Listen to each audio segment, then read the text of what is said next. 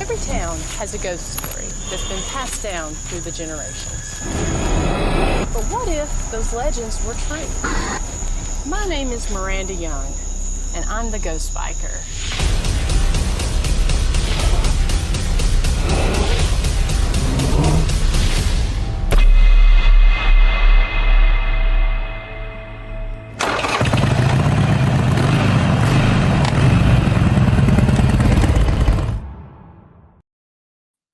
Hey everybody, happy Thursday night. We're here the first Thursday of 2024. Hope everyone had a wonderful Christmas and an amazing New Year. We're excited to be here. You are watching the Ghost Biker Garage, and I am your host, the Ghost Biker.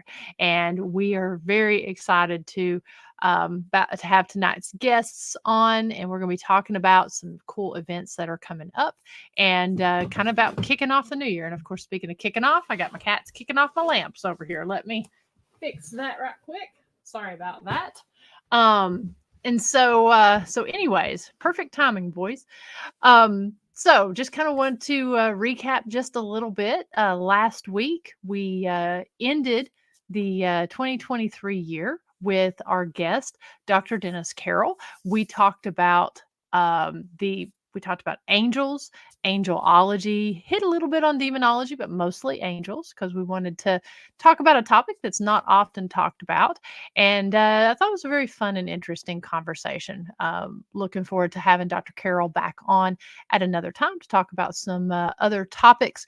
That's what we're hoping for this year with some of our guests that we're going to have on. We are going to be offering some roundtables. I know I'm going to be reaching out to some different folks about those roundtables that we're going to have, and then also talking about a lot of different topics this year.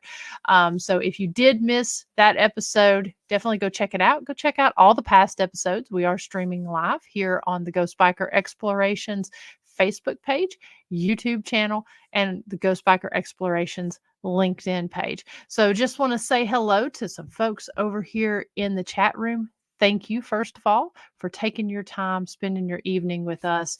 That is, time is one of those precious things that we just don't have enough of. So I'm really honored that you chose to spend that time with us.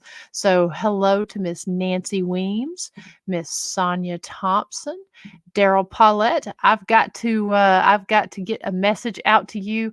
I will be responding to you tonight. So I apologize for the delay. Had a really, really busy past couple of days. Had some family, emergency issues and such. And so, anyways, just been kind of frazzled a little bit the last couple days here. So thank you all for bearing with me. Good evening out in Arizona, Miss Janet Alms. Hello, Bob. Thank you so much for tuning in, and thank you for correcting my typo, by the way, when I put the wrong date. Dr. Christy Sumner, thank you so much for watching. And yes, Cheeto has made his own appearance here.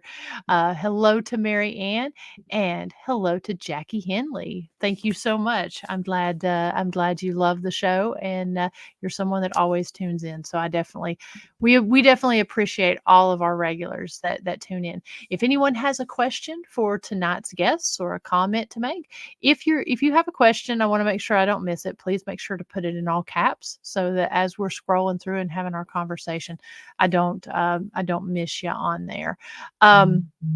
If you follow the historic Scott County Jail, we have switched our podcast night to Thursday night. We are live from the jail at 7 p.m. Eastern time. So just 2 hours before this show. And we are continuing our series on haunted jails. Tonight we had the Old Jail Inn and Wine Bar from Park County in Rockville, Indiana. And this place was really unique. So if you enjoy following that series on jails, go check out the Jailhouse Informant podcast. And it does broadcast on the historic Scott County Jail YouTube page and Facebook or YouTube channel and Facebook page. You can go back and watch all of those episodes. I believe we are up to episode 37 now. And for the past 3 weeks, we picked up our series where we've been covering old historic and haunted jails. We covered the old Bleckley County Jail. We covered 2 weeks ago in Bleckley, Georgia, covered old Hamilton County Jail out of Florida. there in Hamilton County. And then again tonight, the Jailhouse Inn and Wine Bar there in Rockville, Indiana.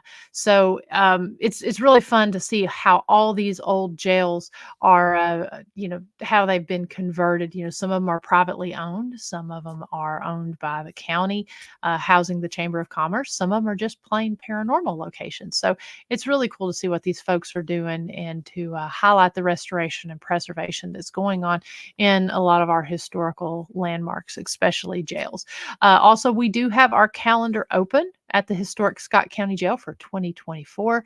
And I've said it before, we're really going to be highlighting it really hard, but we are offering specials from January 2nd to March 10th. If you book your date during that time block for any of those dates, you will be able to investigate 7 nights a week. We are opening that up on our weekends and such. And then we're also, because our weekends are Tuesdays and Wednesdays, but we're open it where you can book a date 7 days a week. You will get 2 extra hours. You will get the jail from 7 p.m. Eastern time to 4 a.m., which is 2 extra hours than what we typically offer. So, so get in, book during that time frame, take advantage of our special.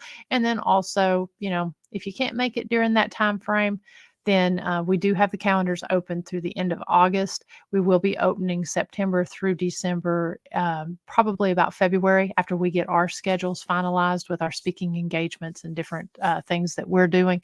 So stay tuned to our page. Also, we did announce that we are changing our hours in January here because we are up on the Cumberland Plateau and it does get pretty cold.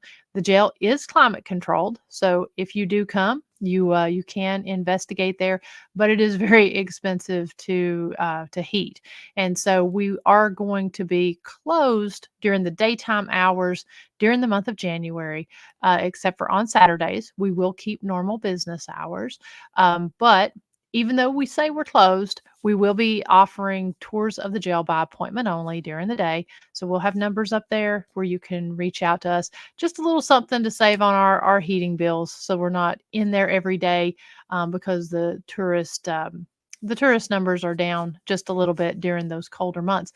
But again, that's why we're heavying up on the After Dark tours. So if you want to come take a guided ghost hunt with myself or Chris, you can do that 7 days a week. You'll be able to do our escape room 7 days a week, and then also book an investigation there. So all of that information is on the website that you can go and find under either historicscottcojail.com or historyhighwayshaunts.com, and that will take you to both the jail page as well as the Historic Rugby After Dark page. Just want to mention about Historic Rugby, we're doing the same thing. We're not doing our lantern tours from January, February, or March unless you're traveling to the area and you have 5 or more people and you want to book that. You can call us and we will open up a tour just specifically for you, where we'll take you around the village of Rugby. We've got 2 tours available. We've got the village. We've also got the north end of the village and the cemetery tour. You can do that. You'll be able to do a guided ghost hunt, or you can also investigate the town of Rugby. We will have that open 7 days a week, January to March. But unfortunately, we don't have extended hours on that because in that one, you are investigating a village and it is not climate controlled and such. But you can find all that information at historyhighwayshaunts.com.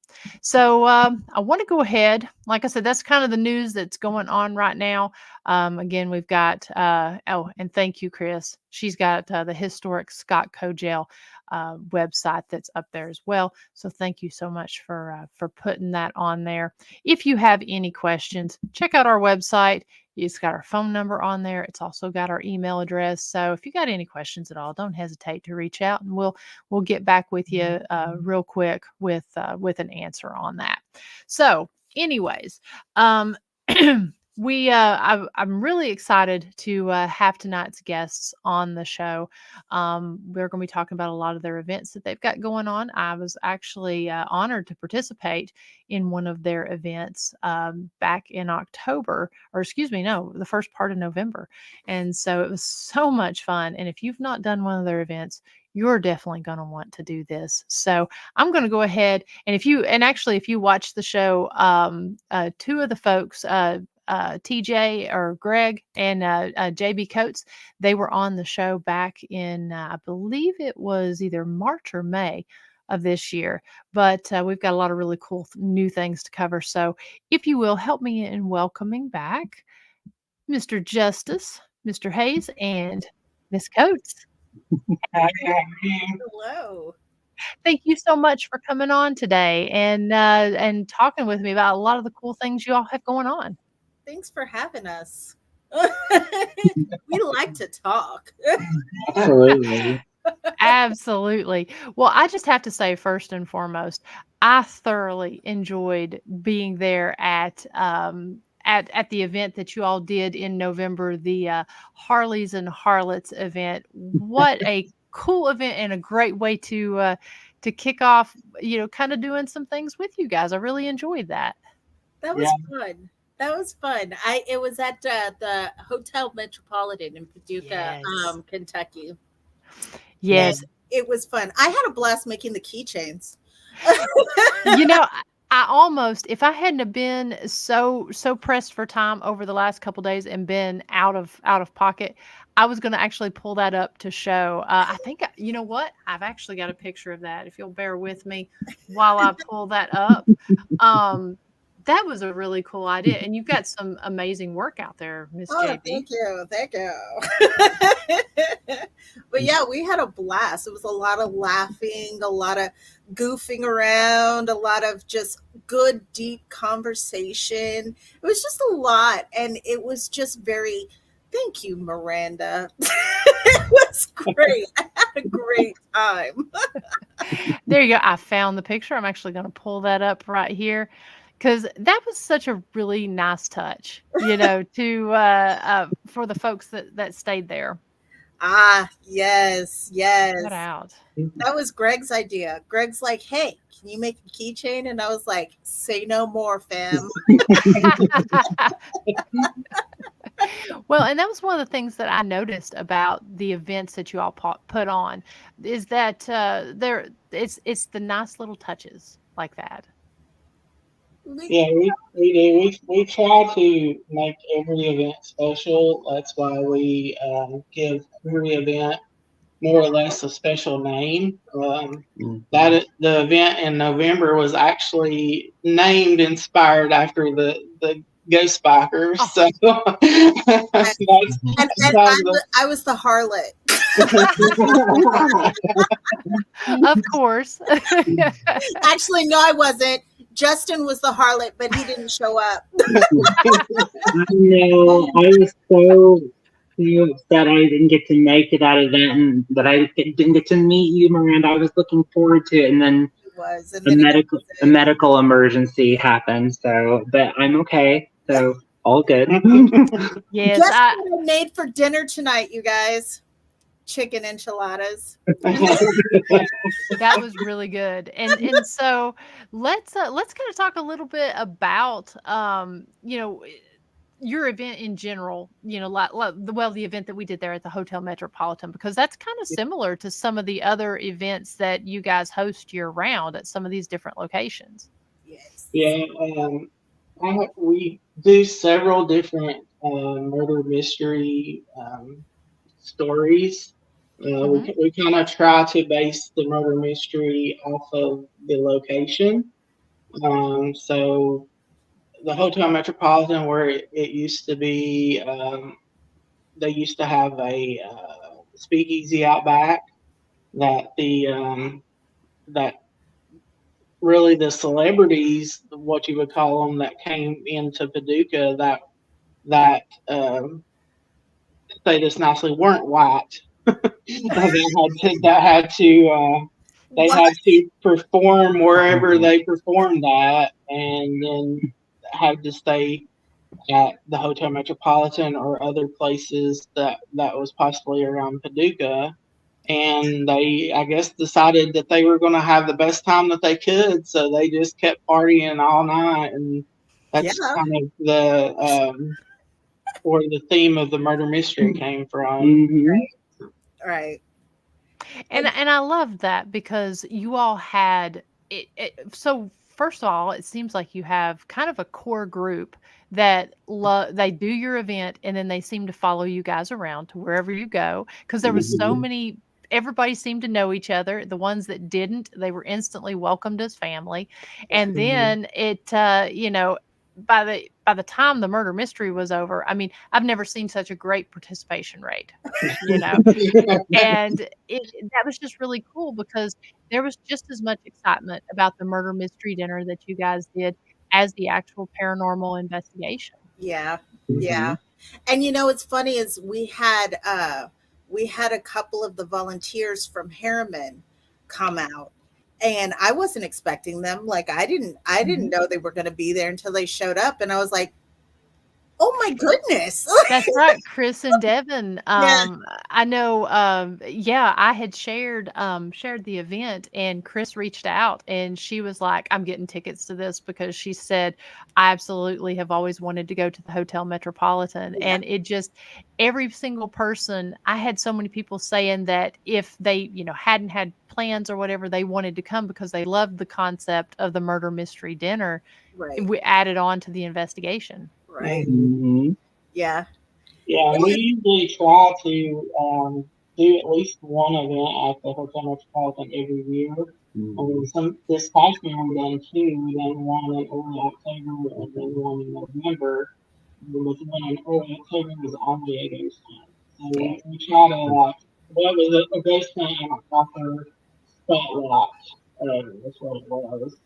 We try to do a few different types of events, especially if we're doing an event at a location that's kind of close and close and say within a couple of months or something, that we're doing events back to back there. Try to do different things. Appeal to the masses. Absolutely. And I'm going through and I'm pulling up a few more pictures from that event that night, because that was the last event that I did of the year, and so I think it ended. I mean, it absolutely ended with a bang, doing that, because it seemed like people got quite a bit of activity as well during the investigation, and like I said, just getting to know people, and I mean. How about those folks that dressed up? That was so much fun. I loved it. That's always one of the most entertaining parts of the murder mysteries is seeing people who really take it seriously. And not just the physicality, like the dress or the costume, but also becoming the character. That's always the most fun to see that transformation. Yes. And, and of course, Gavin brought his ghost helmet. And a lot of people seem to really enjoy experimenting with that. And,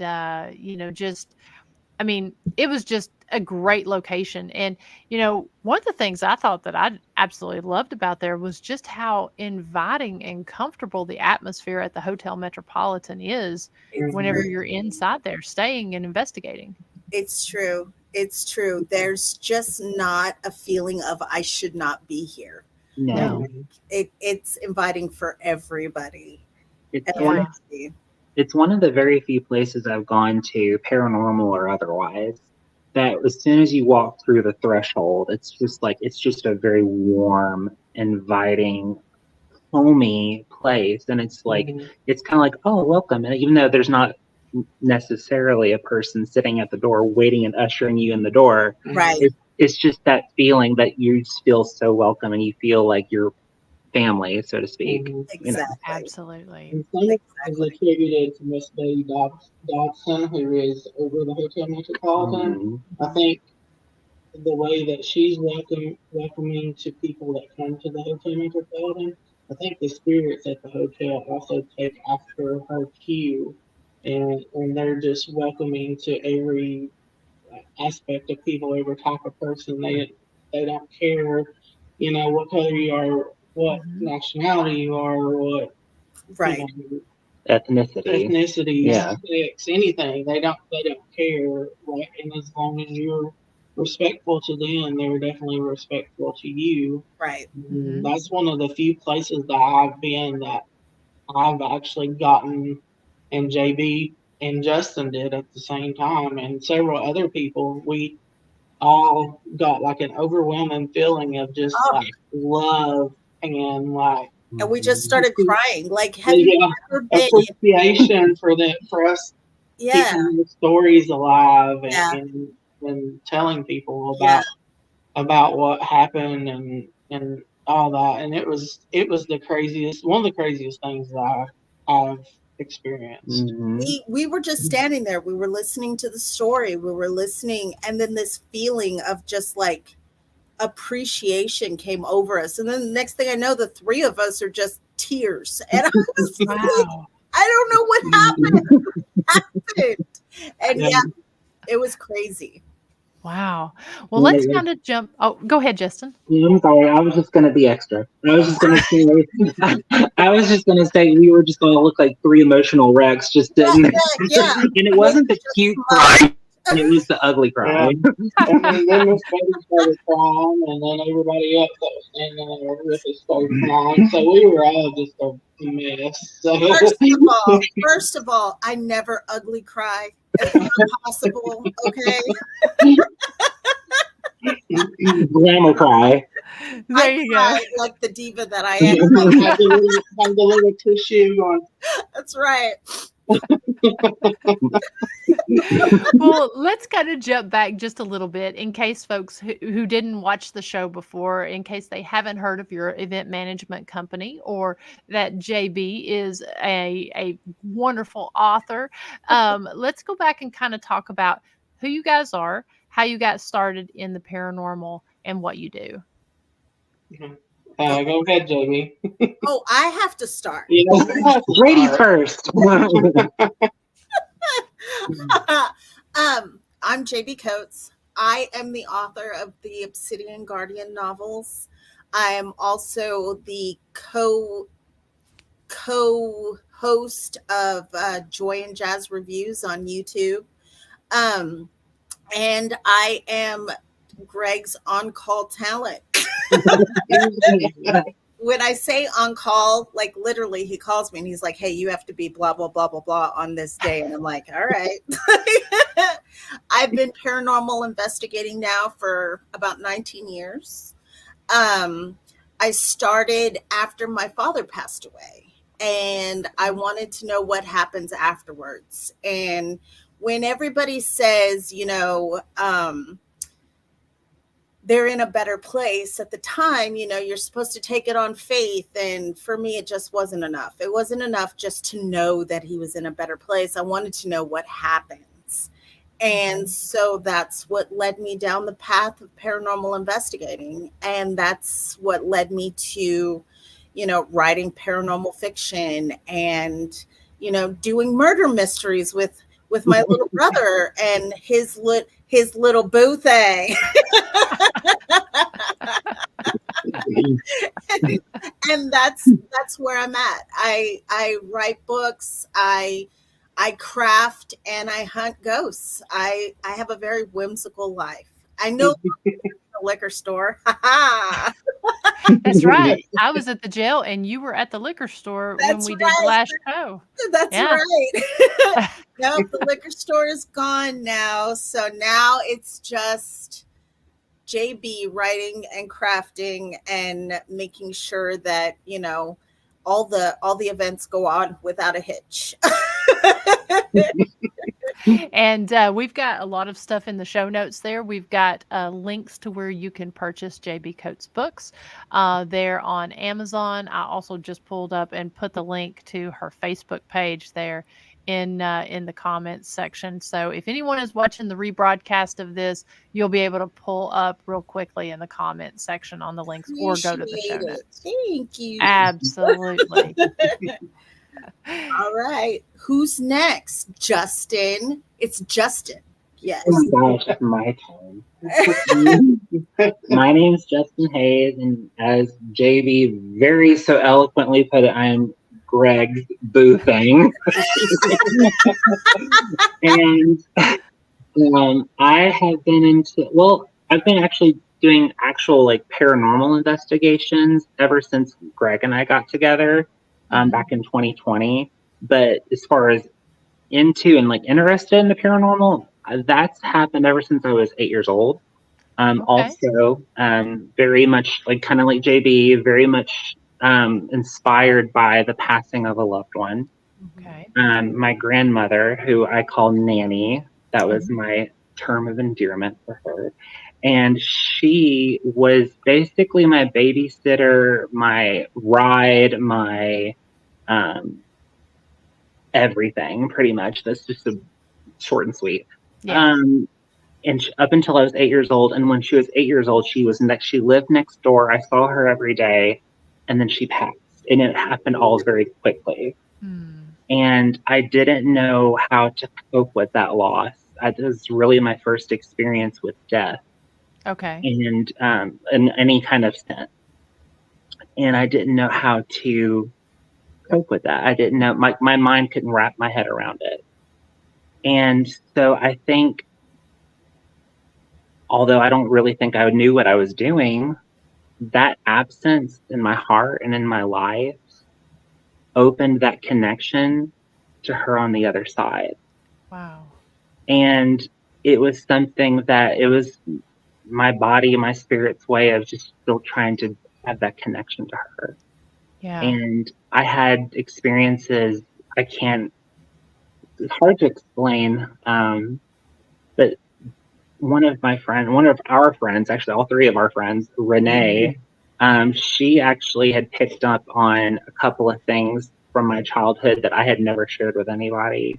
That I had poltergeist is how she phrased it, experiences. And what it was is in the evenings when I would sleep, I was that kid that had all kinds of toys. I will self-proclaim, I was spoiled rotten. And I would wake up in the morning and my mom would be like, why are all these toys on the floor? What is all this mess? And Legos everywhere as far as the eye can see.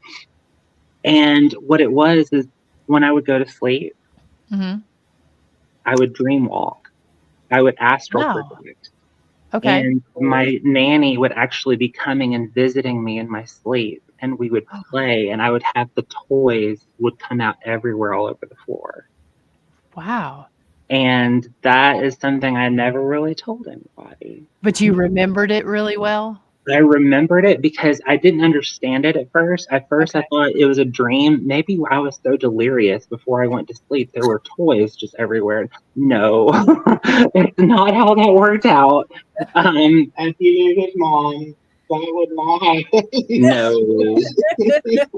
No, she had me like her little thumb on me like as a child. So, and then over the years, different things kind of evolved between like very vivid dreams, general interest in the paranormal, like whether it was television or books or, whatever. But I've always had a very big connection to paranormal and to ghost hunting.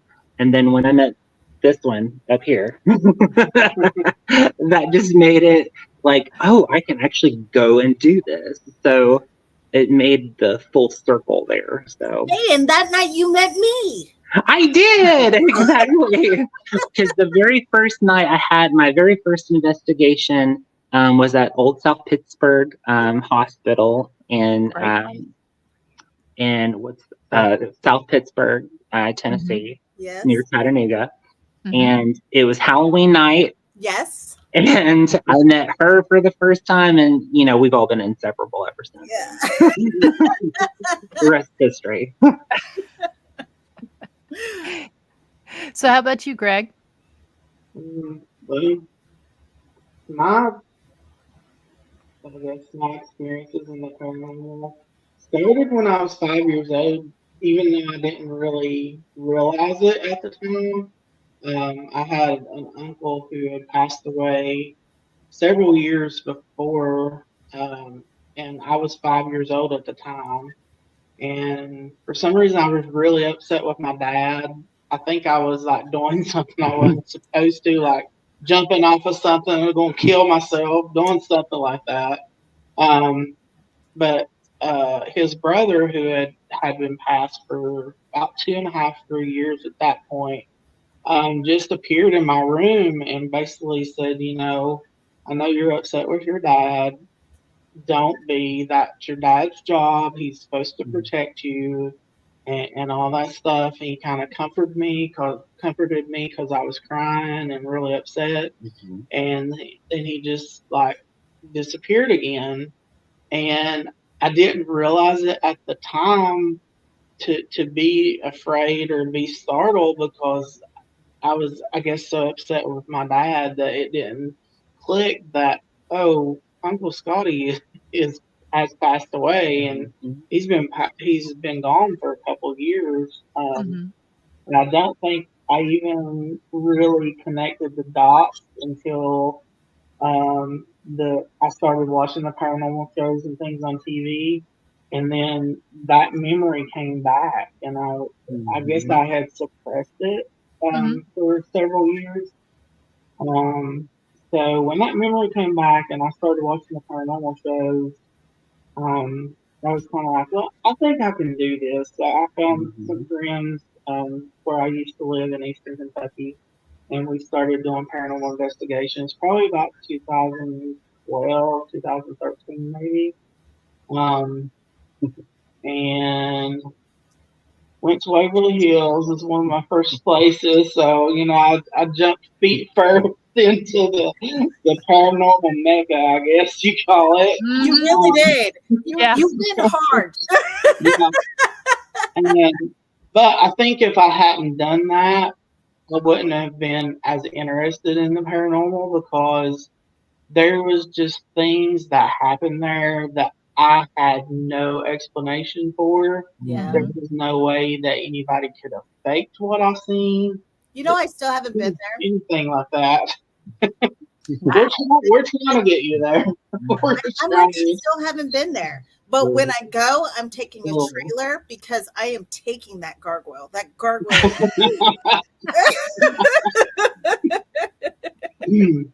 They're going to be like, was JB here last night? The gargoyle's gone. But, well, at Waverly, I was outside and I literally seen a ball of energy come out of a window through vines. Like the window was there was vines covering the whole window. It came through the vines. The vines didn't move, nothing. Like, somebody had passed it or with wind or something, the vines would have been moving. It came out like pretty much almost over top of my head and went back in the same window. Wow. And that, I think that happened during a time we went to a haunted house, and there was like 25, 30 other people that seen the same thing. Wow. And we were looking at each other like, do you see that? Am I crazy? And they're like, no, we seen it too. And I even asked Tina Mattingly, who's the owner, she was in one of the booths at the haunted house. I was like, is there anyone in that room? And she's like, no, there's not even power in that room. See. Wow. So, and that was one of the crazy things. The other couple of crazy things was I seen a purple mist, and I seen it like in the hallway in front of me, and it was like moving up to the ceiling and down to the floor, and then it kind of disappeared, and I was like, okay. Like, what was that? And they also have a thing called, I think they call it Big Black or something like that. It's a huge shadow that kind of takes up the whole like hallway when it gets in front of you.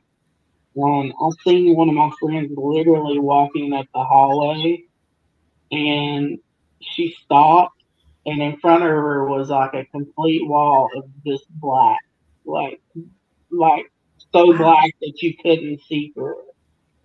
And I was like, I wouldn't go any further if I were you. Wait, before you go on, can we talk about the Captain Obvious name? Big No, I'm sorry. I didn't mean it. It's like calling a zombie a biter or a hungry. Or I did not name that. That was not the name he bestowed upon it. That was the name I was told. or a vampire, a sucker. I'm sorry, I just couldn't get past the big part. I've never heard the name of what they call it there, but I've heard people talk about the huge shadow that's there. I know they also have the crawler that's there. Crawler, yeah. We also it was 3 or 4 in the morning. Me and my friend, we were the only two in the building at the time, but we didn't know it. We didn't know that everybody else had went out to the gift shop or was outside walking around or something. And we heard the loudest bang ever.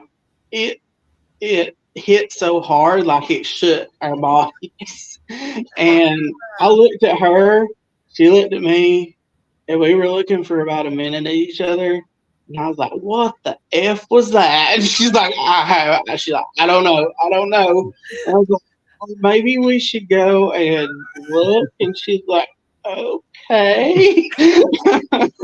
And so we went down through there the whole hallway looking and couldn't find anything that had fell on anything metal. There was nobody else on the floor, nothing. And there, in one room, there was a metal sink. There was nothing up against the sink. There was nothing in the sink. There was nobody around the sink. I don't think the sink even had water to it. It was just one of the metal sinks that they used when it was the hospital, the tuberculosis hospital. I said, that has to be what the sound was, but I have no clue how the sound was made because there was nothing physically that we could see that had fell on it or anything. Yeah. Mm-hmm. Yeah. Anything that would be logical. Yeah.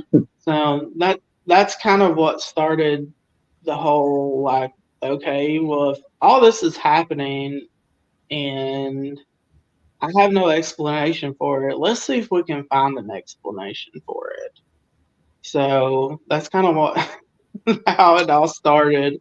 I mean, you know it's real when you start dropping F-bombs and bombs. And it gets real when you start.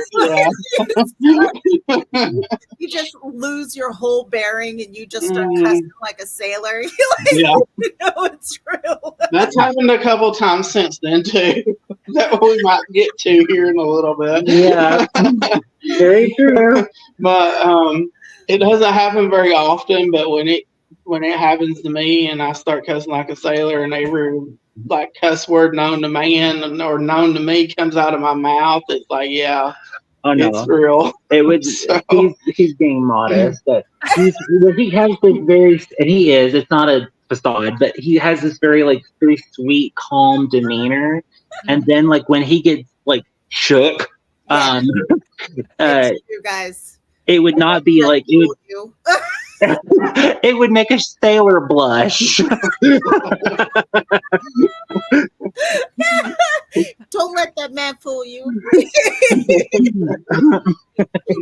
I was going to say he was one of the most calmest people when I met him. Yeah. And he really does have a very calming and just pleasant demeanor. So I would be interested to see that language.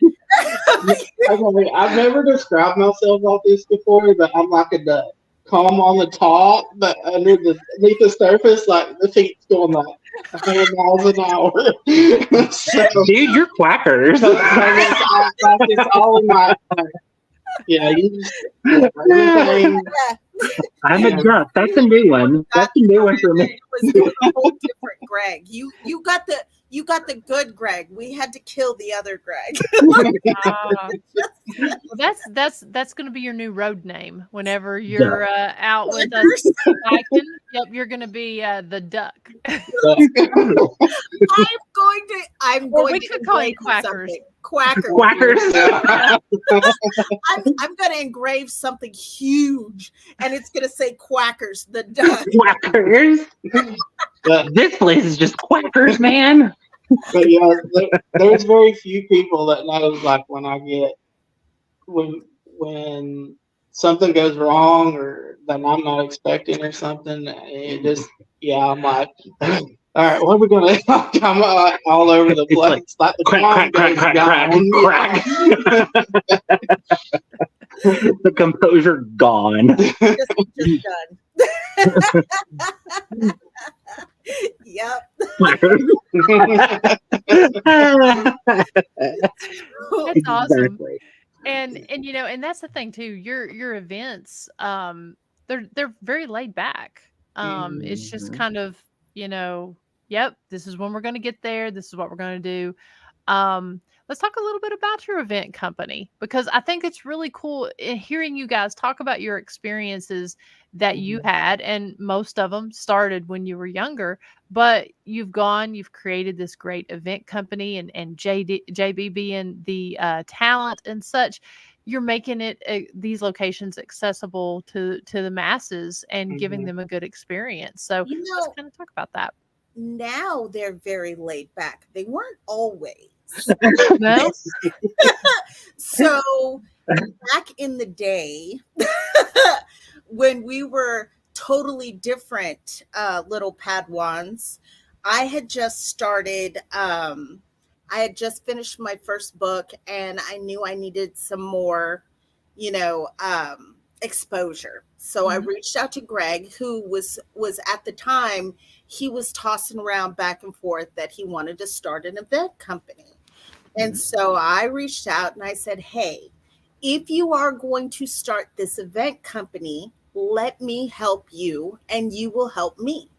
I said, because eventually, the event company will get off the ground and we will, do everything that we need to do. And my books will get off the ground and everything will be perfect. Well, the first events went off without a hitch. And at the time we had 30 and 40 people, right, Gregg? Yeah. At a time. And then Gregg got sick. Getting the event company off the ground quite literally almost killed him. Wow. And he was in the hospital for quite a while. What was it, like a week you were in the hospital? No, it was like 2.5 weeks. Yeah. Wow. And he had to have surgery, and he was in a bad way. And so that's when we all sat down, and Gregg was like, look, I'm not trying to do these really big, extravagant events. He's like, I want to do these events, but I want them to be fun, and they don't have to be, and so that's when he came up with the murder mysteries and, trying to make the it more intimate, so we have less there, so that we're not, constantly jumping through hoops, and he's not constantly trying to, make one A and B come together, because it literally ate at him constantly. And so, that's why our events are so small, because it's easier. It's more fun for the people who come. It's more inclusive. Everybody gets a piece of the cake, right? Absolutely. So but it wasn't always so calm and well-oiled. Well, and of course, experience, doing this, you really learn. Because I'll say, and that's like what we do at the jail. I mean, when we do the guided ghost hunts, or even when we do public events, when I do a ghost biker event, I always limit the numbers, because my first really, really big haunted motorcycle ride and bike event, I originally had thought there was going to be 25 people there, and there ended up being 101 bikes. And trying to manage that on a 90-mile motorcycle ride I was, oh my gosh, so stressed. Yes. Because we didn't expect that. Mhm. And then I've done other paranormal events to where you have a ton of people and they don't get that intimate experience. It's really hard to investigate. So when I do a private ghost biker event or a public ghost biker event, I usually limit the people to, like, depending on the location, 15 to 16 people. Right. And then at the jail, when we do that, our guided ghost hunts, we limit them to 6. And yeah, it'd be great to cycle a lot of people through there. You can get more money for either your fundraiser or for your location. But honestly, I would rather keep it smaller and have that intimate experience, because you can just, do more events if you want to have more people. Right. And the mental capacity it takes to just run through a ton of people. And then later, when these other people go to other events that you're in and they go, "Hey, JB, missed you. How have you been?" And you're looking at this person and you're like, I have no idea. Just like, but you can't say that. So you're like, well, here I am, and we'll investigate tonight. And your name is again, you want everybody to feel special. Mm-hmm. But at the same time, at the big events, at the really big events, you don't have the mental capacity to do it. So the smaller events, you build foundations. Mm-hmm. And that's a true testament to what you do, because I can't tell you, I was so impressed with the amount of people that when they came, they were either talking about previous events or they were asking, when are you going to get your new schedule out there? Because they wanted to attend your events. Mm-hmm. Oh, how about the ladies who were in the car accidents and still came to the It still came.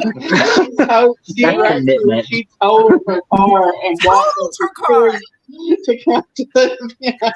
Came walking up the street with the rolling suitcases. The utmost commitment. There was so much commitment. And then their husbands rolled in the next day, and they had they still had like a 4, 5, 6 hour drive where they came and they picked them up. Yes. Yes. I was like, man. I was like, are you okay? Yeah, we're good. And I'm like, wow. Yeah, it just. I asked her too, and she's like, well, ain't nothing I can do about it now. Might as well just go ahead and have fun. Like, well, Most people that would ruin their night. No, you so say cool. They were fantastic. They were perfectly happy to dress up like flappers and get their night on. That's what it was. They were like, I got up in this get up. I'm going to have people see me in this outfit. and the longer the night went on, the more flirty they got too. I thought I was going to have to step in and say, okay guys, go dispatch your corners. Well, people were getting into their characters. I had not seen anything like it, just how much folks were getting into their characters at the murder mystery dinner. Yes. My mom's like, I was a man. And I'm like, congratulations. She's like, I was an Italian man. And I'm like, okay. She was very proud. It's part of that magic. Just, give them this, go, and just see what they do with it. And it's their own interpretation. Yeah. So funny. Yeah, you really get people. Improv. Yes, it's totally improv. Yes, and. You really get people to come out of their shells too. Like, you'll have some of them that come like me come in there and they're quiet or something, and you give them this character to play, and at first they're not, I don't know if I can do that, and I'm just like, just give it a rank, like give it a little bit or whatever, and then next thing you know, like 15 minutes later, they're over here. They're talking in a different accent and Jimmy, clapping a fan around and all kinds of stuff. and I'm like I can't keep a straight face. Like I'm Yeah. the worst. And I was just like, did she just really? Yeah. And so like I have to leave the room. Like how many times, Miranda, did I walk into the dining room and be like, I just can't. I can't. You did, and usually at that point in time, I was going back to get more of the food when you came back in there, because I was sitting with my table when all that was going on, and then y'all would come in, and it was like that food was fantastic. The food, the drink, that was fantastic. The drink was good, right? Oh, It speaking was. of which, I got a message from somebody. I think it was Lori. Anyway, she sent me a picture of grenadine, Fireball, and vodka. Yeah. And she's like, look, oh no, rum. And she was like, look what I'm making. And I was like, okay. That was really good. I was like, you go ahead then. So yeah. So oh, go ahead. oh no, go for it. I was just going to say, so we had just pulled the Facebook page up there. What's the best way if somebody wants to attend one of these events? What is the best way to find out the events you got coming up? It's usually if they follow one of us, we'll have the links on there. I usually put the link on Paranormal Adventures on Facebook. We have a TikTok. We've got Twitter, but I don't hardly ever use Twitter that much. But we do have Instagram. But if I have an event coming up, like I plaster the link everywhere. Yeah. So it's probably in a lot of the ghost hunting groups and things like that a lot of people follow. And I usually make TikToks and put them on my TikTok and tag Paranormal Adventures events, and yeah. and then I post my TikToks all over everything. Yeah. And myself, JB, Justin, Renee, and our other friend Misty, we're collectively called the Boo Crew. So that's our TikTok is at the Boo Crew, but at the end of Crew, instead of CREW, you put an extra E. Yes. Because we're extra. So we have to be extra. We have to spell it a different way. And how did you spell that again? Because I know I follow you guys on TikTok. And yeah, it's CREWE.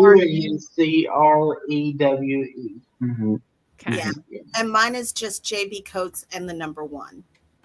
Okay, I'm putting that here in. Let's see, JB Coates number 1. Yes. Look it's the Bonnie and Clyde. What am I making for this one? Yeah, I was going to say, let's talk about some of these upcoming events that you guys have. Well, hopefully you'll figure out how to etch shot glasses, and then when people buy the drink, they can have a shot glass to take home with them. Sure, yeah, that's like he signed you right on up for that. But if we don't figure it out, we will have something special for them anyway. We'll find something to. I'll get it together. Yeah. Ooh. So Miranda, get this. So a few weeks ago, I was on Reddit. I don't know why I like Reddit so much. I think it's because it's not as toxic as Facebook. And so I spent a lot of time on Reddit. But I was on Reddit and I was in the laser engraving group. So I just posted a picture of something that I did, right? Mm-hmm.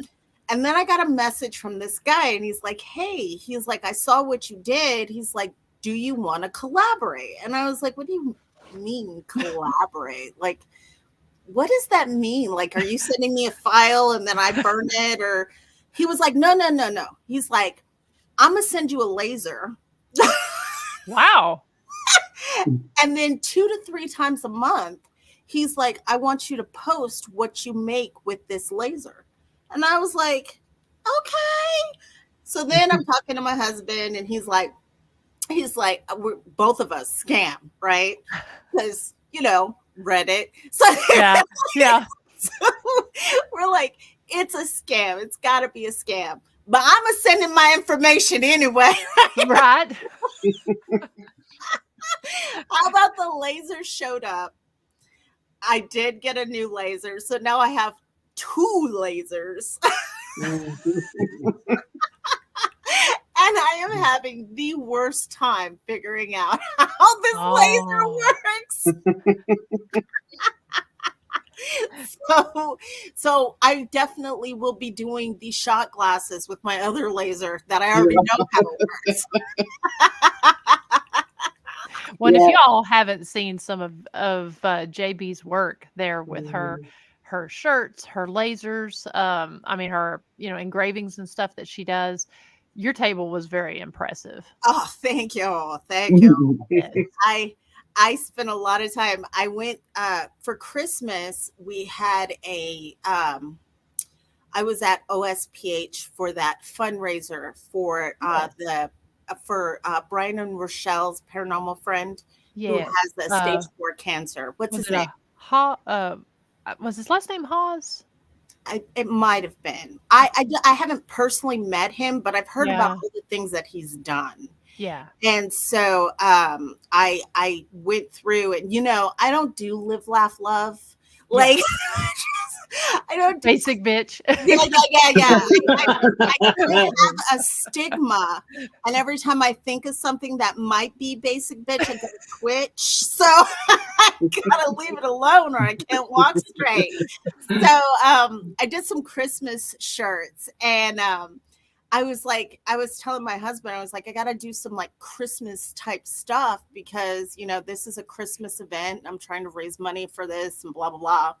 And he's like, well, let's see what we got. So I got this one shirt I made and it's a picture of a skeleton with a Starbucks cup. And it says, when you're dead inside, but it's the holiday season.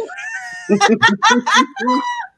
I was like, that's awesome. And then there's another one with a skeleton on one side and a Christmas tree, and it says "Sorta Merry, Sorta Scary." I was like, I love you so much. You are my hero. I can't.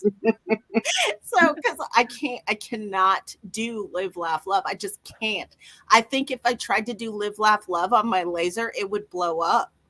Live, laugh, love, and fall, y'all, in Tennessee. No.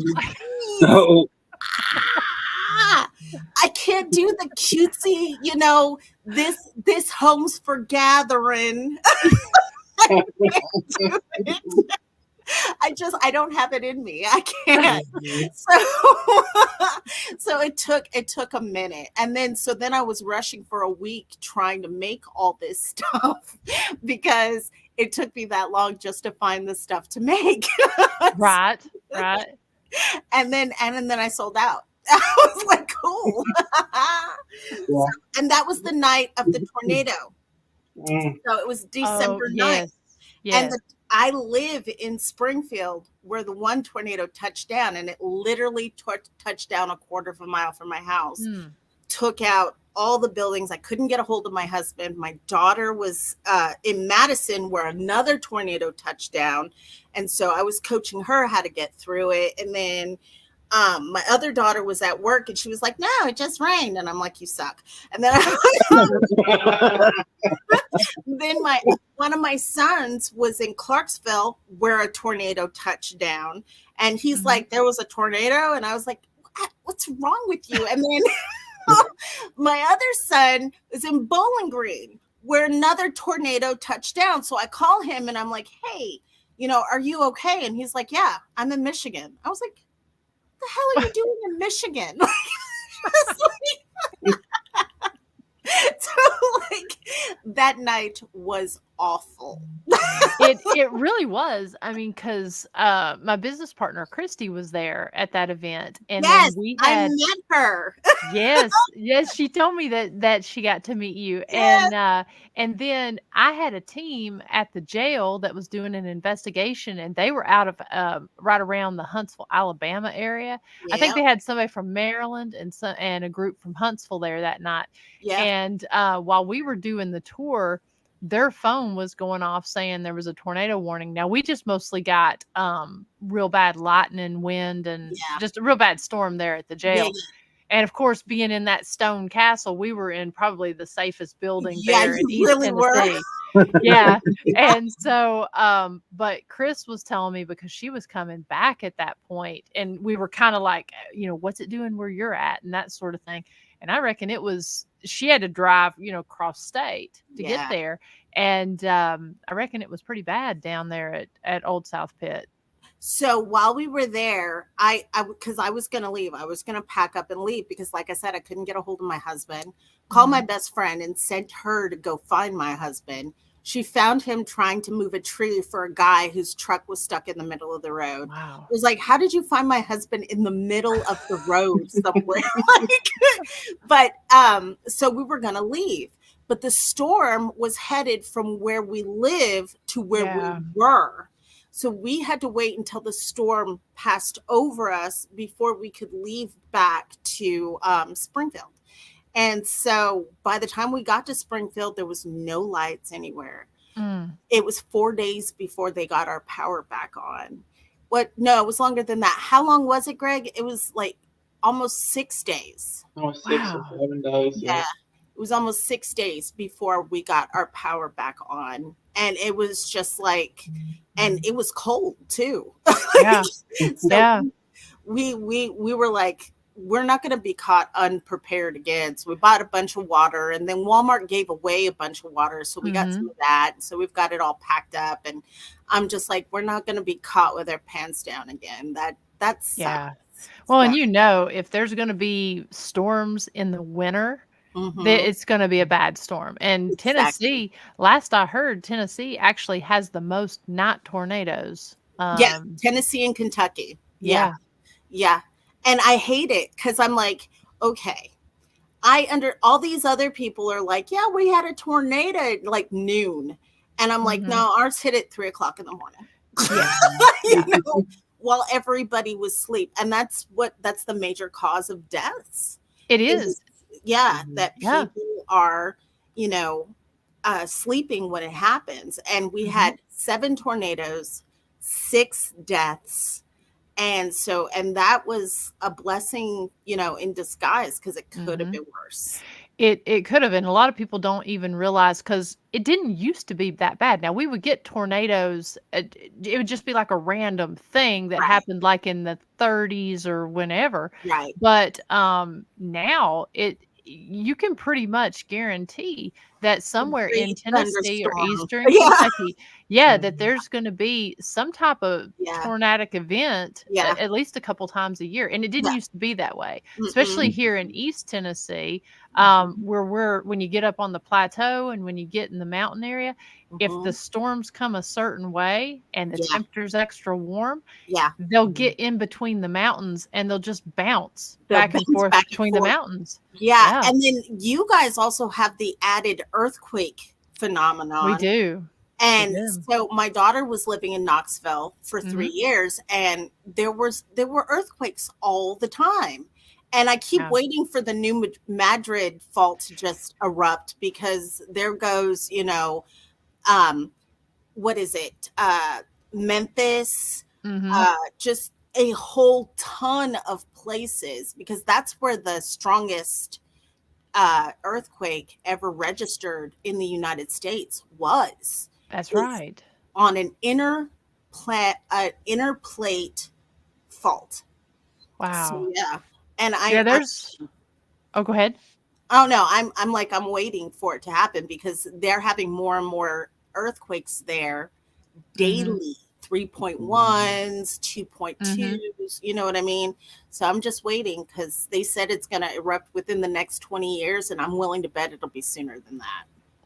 And that's scary. That is extremely scary, because we're here where my house is. We're about 20 miles from a huge fault line there, and because you can actually see as you're coming down the mountain, going down 75 or 40 to Knoxville, you can actually see the mountain where the plates where it's shifted, and it's great for rock climbing, but it's just this jagged, these, and it goes right along that fault line.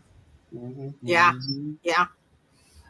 I mean, if you're into that rock climbing and stuff, I'm black, so I'm not. You knew it was coming. You knew it was coming. And I misspoke. I said 40. It's 75. Sorry about that.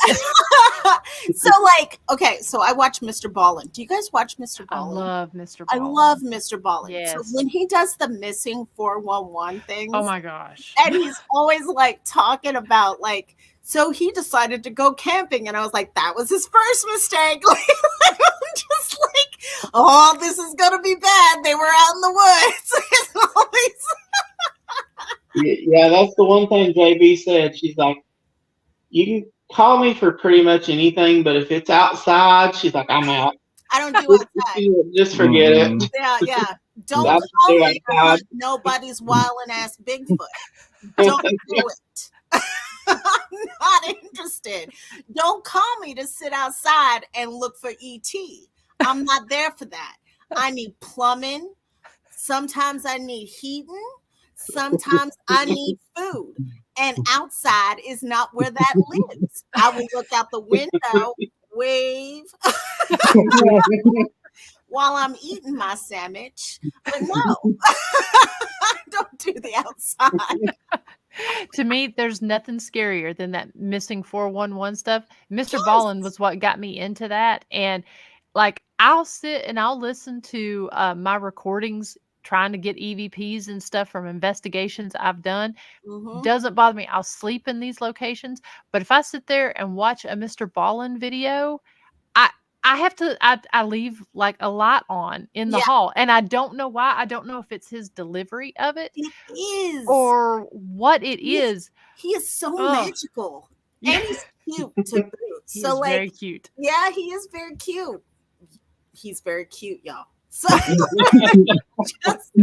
but yeah, I don't know what it is, but his is scary. His are really scary. Yeah. Really I mean, there's scary. just something about disappearing without a trace. And then when you do start diving in, because that's actually what got me interested in David Pilatus and the whole missing in the national parks and stuff with Steve Stockton and everything.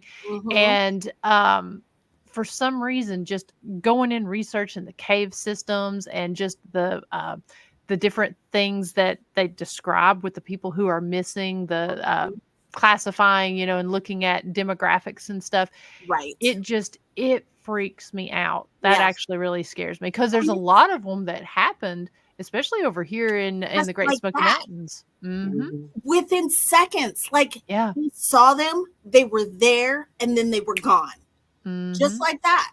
And I'm like, see, wildin' ass Bigfoot, aliens, y'all can keep y'all cryptids. And I fully believe that every cave system leads to the Mammoth Caves, and my black ass ain't going in there either.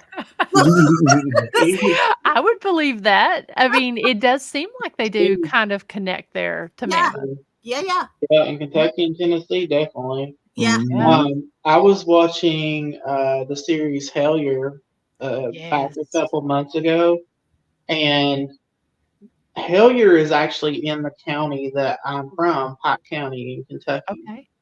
I had no idea the caves in Pike County also connect back to Mammoth Cave. Yes. And that was the craziest thing to me, because that's where you get cults, cryptids, serial killers, all that shit. And y'all white folks want to be like, let's go camping. Well, I don't do camping. I might do glamping or something, but I'm not camping. I'm like you. I gotta have running water. I've gotta have indoor plumbing, running water. Right. That's and right. not exposed to the elements. I ain't pooping out no woods and having got my butt with a leaf. Okay, that is not me. I say white people, and I'm half white. My mom's like, excuse me. She's It's like, not I the don't white care half. either. So it's not white people, because you know what, whether I want to believe it or not, there are Black people and multiracial people who decide that that's what they want to do, and more power to them until the day they come up on a milk carton. I'm just saying. And then you're like, you should have been warned, you know? Like, looky here, Morpheus, I told your ass. You knew better. That's right. We don't do that. You won't hunt for cryptids or whatever, but like you like give you a T-shirt, give you something to put a cryptid on. Yeah, it's going to be on there. that's You right. can buy it. That's right. You can buy it at your table anytime. I got you. Hey, because there's enough people that go and do it, you know, Yeah, that's yeah, like, yeah. you know, your market.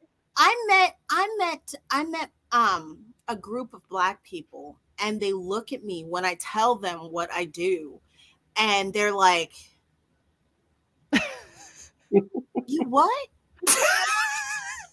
And I'm like, yeah. And they're like, is you Black?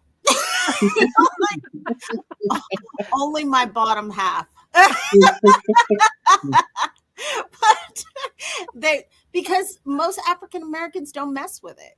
They just really do. Although here recently, the demographic has been really like mixing up lately, and I'm glad to see it. I've actually seen more people of color or ethnicity coming to a lot of the events than I have in past years. Mm-hmm. So I'm happy to see it. I feel like maybe the ghost shows are the reason, but at the same time, I'm like, please don't let it be the ghost shows that are the reason.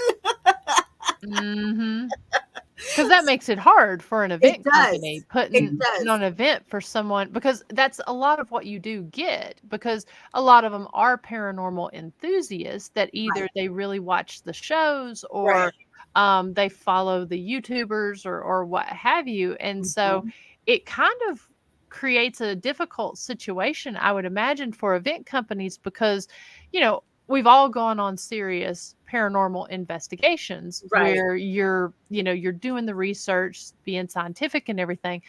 But there is a difference on some of the events that's hosted, because obviously people are going into it with a different mindset, and it's a huge part. I don't want to say a huge part entertainment, but it kind of is, because you have to make sure that people have a good experience. Right. But then another part of education about what you're doing and what goes on. And a lot of people, if they watch the show, they don't realize that, one, there's a lot of time that's spent inside these rooms, asking questions and waiting and not hearing anything. And then even going back and reviewing evidence if they bring a recorder. That's right. And two, you know, it doesn't happen just like on TV. It's not always dramatic, and it's not always in 30 minutes. Right. That's exactly right. And you have to know your craft, right? Yeah. It's not a dog and pony show. You have to know your craft. You have to know. Bob, I miss you. Love Bob. Love Bob. You have to know your craft. You have to know your facts. You have to know all the things that that make an event fun, right? Yes. And if it's not popping, you can't make it pop. You have to forward that. You have to say that beforehand. You know, this is not an episode of Scooby-Doo. You know, we're not going to be following a ghost down the hallway creeping. You know, that's not how it works. And so, but a lot of people think it is just like that. But I've also met a lot of people who thought it was just like that and end up being quite surprised that it's not, but loving the difference. Yes. Yeah. So when they have their first true paranormal experience, their You can tell their eyes were this big. Yeah. I had a guy in a kilt once leave. He was a huge skeptic. This man is standing there in a skirt, and he is just really just mean. Like, I guess he wasn't being mean. He was just like inadvertently obtuse. Like, and his first experience, he gathered up his wife and they left. Wow. They left. So yeah, it was like he just could not mentally handle it. He couldn't explain it away, and so he left. And I'm like, bye, guy in a skirt. Like, And we encounter that a lot at the jail with people that just come in on the day tours. Most of the time when they come for an investigation, most of the time at that point, I mean, they're either the skeptic on the team or they've, they believe enough, that they're wanting to, or they want to believe enough. exactly. But now on the guided ghost hunts and the daytime stuff, some of those skeptics are downright mean. And They are rude about it. I don't understand why, but you kind of made a good point there. They do tend to be. And then it's almost like they hate to be proven wrong whenever they do, that it's like, you know what? I've had enough. I'm gone. Like, a ghost could stand right in front of you and be like, I'm a ghost. And you still wouldn't believe it because you don't want to. So please explain to me, why are you here? What is it? Why did you come? Why did you pay me your money? I mean, I still have my money and I can still kick you out. So why are you here? What are you looking for? So Yep. So let's kind of push a little bit this event that you've got coming up, the Bonnie and Clyde Ride or Die Murder Mystery with optional ghost hunt here. Yeah. Oh, ghost hunt is optional? Does that mean I get to leave? No. It's optional for the guests. Oh, okay. Miranda, we're stuck. Yeah, guys, just so you know, isn't Miranda supposed to be there? He is, yes. I am. I'm super excited. Yes, I'm so looking forward to seeing you all again and finally getting to meet you, Justin. And this is my first time getting to investigate there at Red Boiling Springs, the Thomas House. I mean, same. Oh, really? I've been there, but I've never investigated there. Okay. It's such a staple here in Tennessee. I mean, most people that come around have been there or either stayed there with a group or what have you, and maybe not ghost hunted, but have been there. Such an iconic place. It is beautiful architecture, and the property is well manicured. It's gorgeous, and it's just like, it's still got the gas heat, so when you walk in you smell the gas, and it's just so like warm, and it's perfect. It is a perfect spot. Yeah. And that location is actually, ever since I started doing the public events, I've wanted to get into that location. And then this is the first year I've actually gotten to put together a public event at the Thomas House. And I'm so grateful to be able to do that finally, and also bring the murder mystery there, because they have a great dining room stage area for a murder mystery, and plenty of room for everybody. Yeah, definitely. And they cook. Cook. There's going to be fried chicken. About their famous fried chicken. What?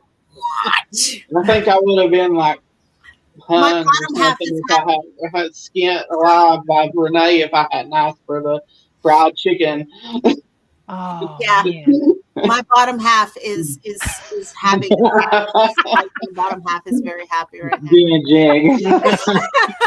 Well, because their fried chicken is phenomenal. I don't know like what they do for it or whatever, but it is incredible. incredible. Mhm. And so Wow. I'm excited. Yes, yes. And now I'm hungry again. I I know. My mouth is watering as we're saying. I'm like, wow. And me and JB investigated there a couple of times, and we've got some really interesting stuff before. yes. I think the They last. They have whole rooms that are they're rooms that are dedicated to a certain thing. So they've got like a Gone with the Wind room, and so they've got all of these like olden like petticoats and all kinds of stuff, and they've got it all in this one room along with the house from Gone with the Wind. And then they've got the Christmas room, and then they've got, what was it last time? There was one last time. Was it Elvis? No, No, it wasn't Elvis. they have the Gone with the Wind room, the Christmas room. There is a room With for dolls. Doll room. dolls, and then the old flapper dresses and purses. That's it. It was the Yeah. flapper Wow. room. The Gaxi room. It was the Doxy room. If anybody forgets like a costume or whatever, I don't think they'll let you borrow one because all their stuff is vintage, Very and very vintage. This antique. is vintage and Yeah. custom. Very, very vintage and antique. Like some of them you probably can't even touch Yeah.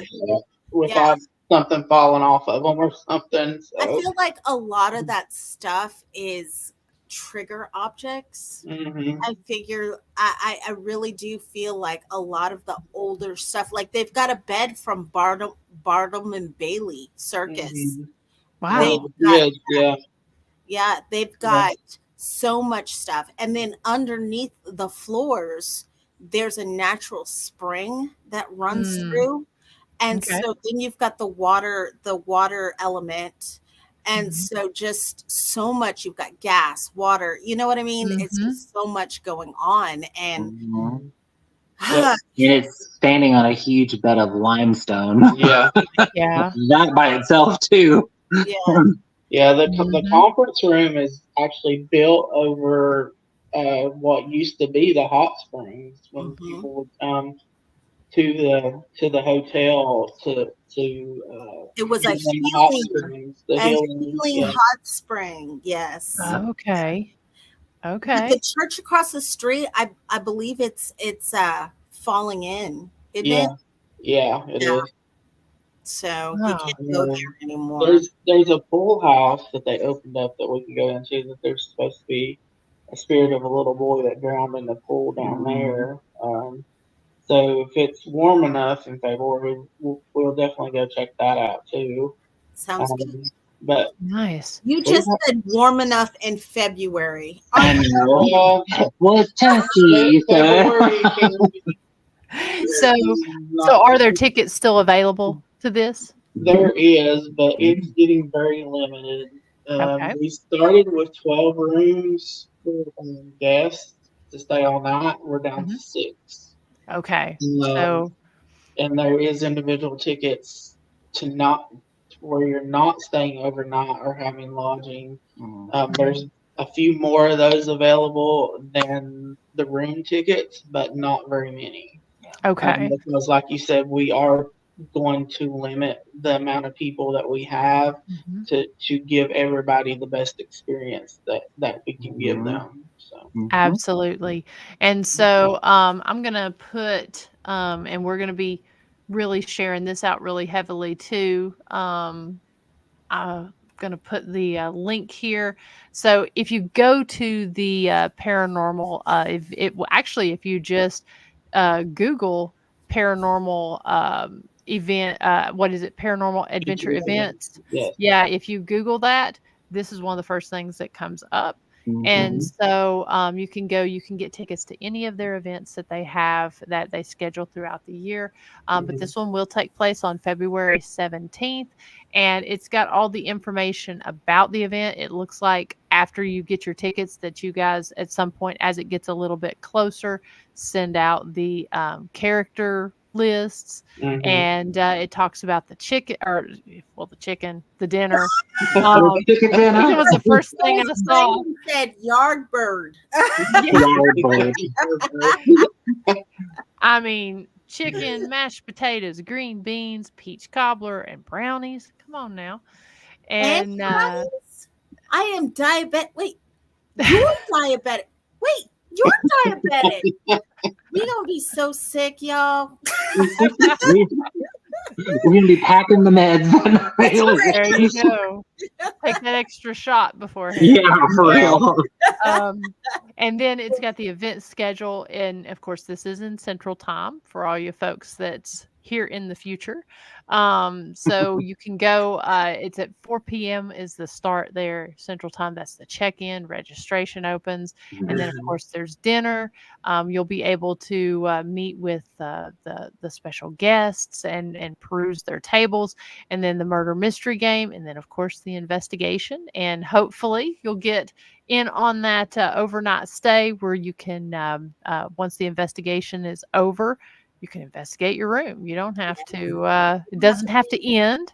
And you have access to the whole hotel, so you don't even have to investigate just your room. You can go out into the hallways. Yeah, you can go keep investigating till you just fall out.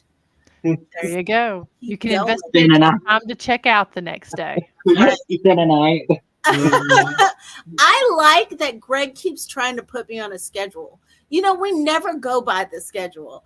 We might get close. I start going by the schedule, and then most of the time it kind of gets away from me. But it starts with the schedule. I just think it's cute. You're like, we got a schedule this time. Well, this one I kind of have to be a little more rigid with the schedule because it depends on what ticket people buy as to what time they have to depart the property. And so I have to kind of be a little bit more rigid with the schedule this time, usually more rigid than I am. Yeah. But that was at the request of the Thomas house. So okay, I'll do better. Right, Miranda? Miranda has to show up on time this time, though. You know, what did I have? It was like a 6-hour drive. Yeah, and then you had a tire, and you had to, yeah, I had to end up bringing my mom's truck because I rolled over no, it was an oil leak on that one. That's right. I had an oil leak, and so my Jeep was there in the shop, and so I had to last minute get my mom's vehicle, and so I got there I skidded in right at time to start. Right in there. You did. Yep. She did. I was like, dang, tires squealing and everything. Exactly. Squealing in my mom's truck. Did you see that accident? Well, the Thomas house isn't as far. That's a good thing about this one. It's not. Yeah. It's actually, it's closer. Yeah. It's closer. Actually, it's closer for all of us. I think so. It's an hour and a half for me. I'm not far from Red Bull. It's an hour from us? Hour and something? It's probably about that long, too. Just a different direction. Yeah. Okay. Yeah. I want to say I think I'm 3.5 hours, which is not bad. Which is not 6 hours, Miranda. No, not 6 hours. Not 6 hours. And yes, Brandon Cooper, you need to definitely come on out and check it out. And have some yard bird. Yes. Now I am so looking forward to this, and again, I appreciate you guys asking me to be a part of it. I think it's going to be a very, very fun time, especially a great way. That's going to be actually my first event of the year here, so it's going to be great to kick it off here in February and get to see some people that I met out there at the Hotel Metropolitan too. I'm sure. Definitely, about half of them that came into the Hotel Metropolitan is coming to this one. They have already bought their tickets. Like they bought their tickets in November when I put the tickets out. Chris and Devin, right? Yeah, Chris and Devin. Yeah. Lori and Camille are coming again, Yeah. and yeah, all of them. Like, Oh. they were pestering me at the Hotel Metropolitan, like, when you gonna put the tickets out? I'm like, guys, I got to make the ticket first, and then I can put it out.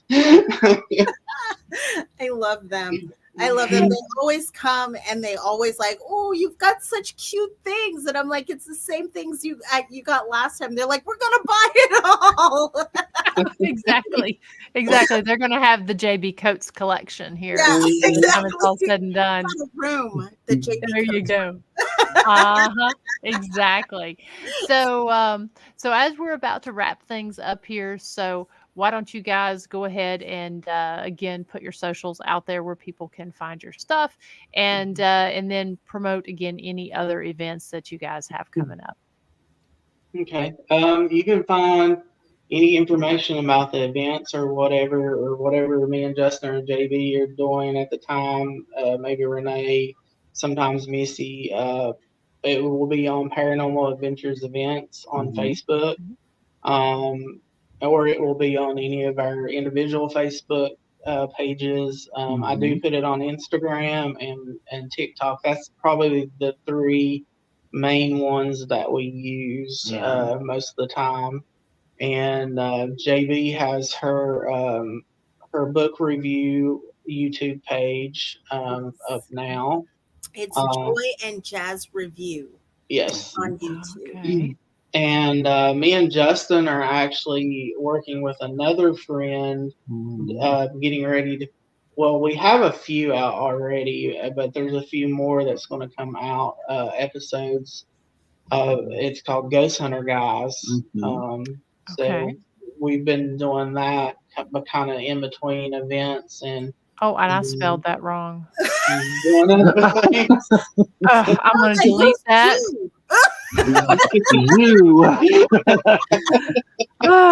Let's see here.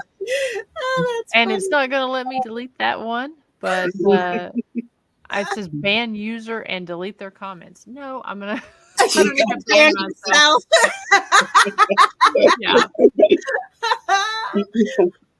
Yeah. There we go. Correction.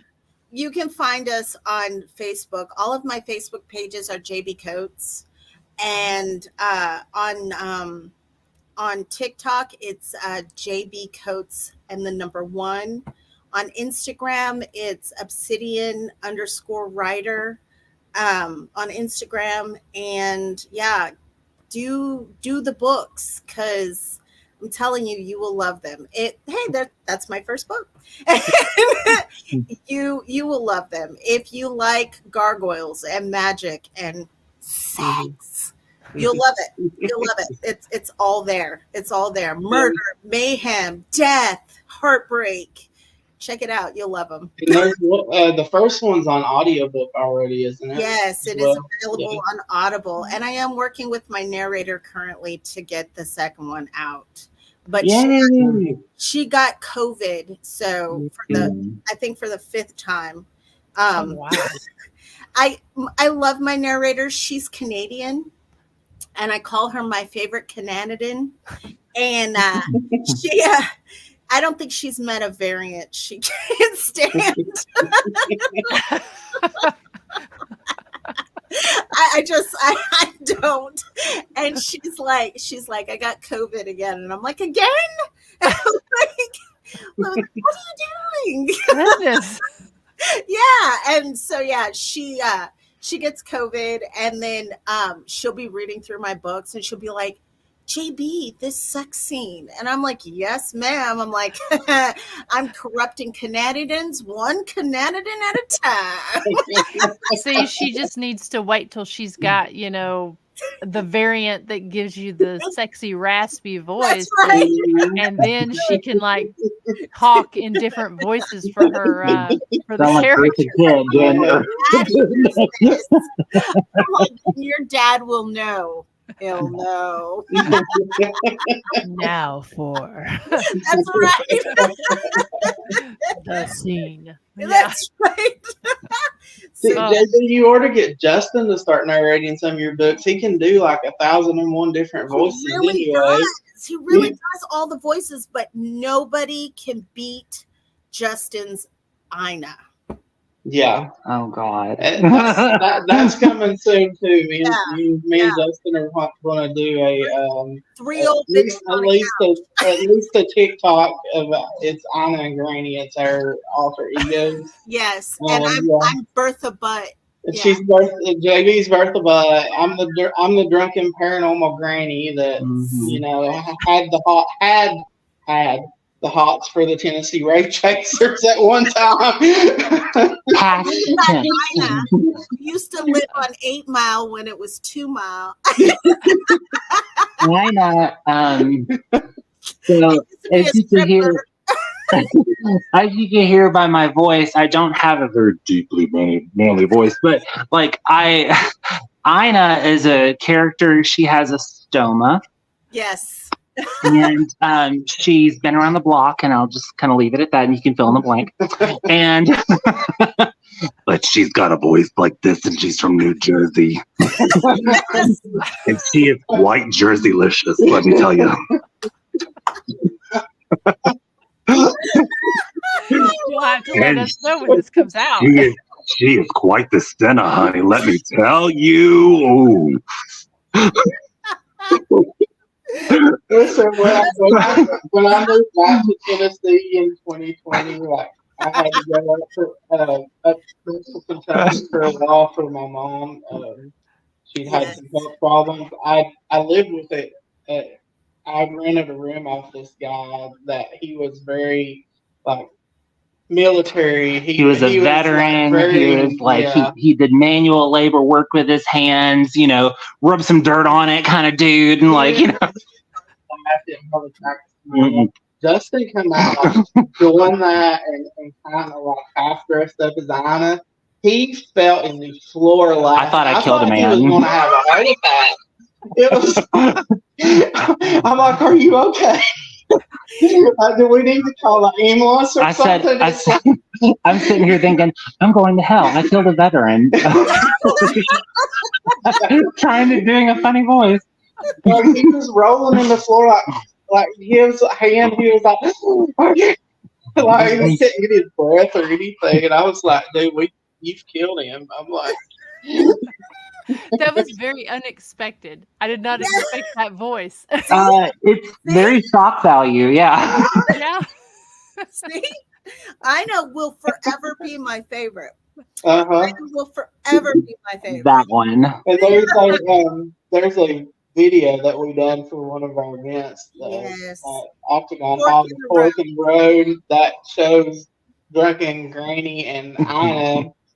And that was the first time that JB seen Ina. That was the first time the world met Ina. And Justin rode down the car and JB's like, oh my God, I'm going to pee. She thought she was going to lose the power all over herself. She was gonna... I'm standing in the middle of the road on the outside, and we done talked about that. I don't do the outside. No. There's snow on the ground. We didn't talk about that, but I don't do snow. And here comes their car. And then the windows go down, and there is drunk Granny and Ina. And I almost peed myself in the snow. Snow. So there's no hiding that. No. Oh, no. Ina. I was like... Ina is a 60, 70-something-year-old granny who I guess she's a self-proclaimed gilf. Yeah, she's a gilf. And with neon, like, purple. She always purple. She had neon purple hair, but she likes bright light. She changes her wigs like Cher, but you know. Yeah. And she had a uniboob. A huge uniboob, and cat glasses, the big smeared net, like, what did you do last night kind of lipstick? Like, Yes, it was great. Oh my God, it was so fantastic. You got to hang out with us more, Miranda. Right? We'll tell you. Like, that's why I said, you know, you used to have a crush on the Tennessee Road Chaser. Greg and Paranormal Granny kind of chased them around Scarefest in Lexington, Kentucky one year.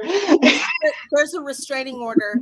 but I knew the guys, and they had never seen me dressed up like that before. And I was like, okay, I've got to go like play a joke on them. So here I was. I put all these empty like Fireball bottles in my bra.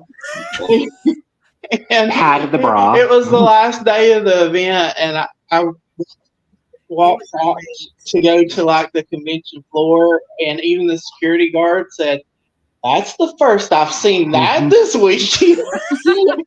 That's a new one. And so I walk in.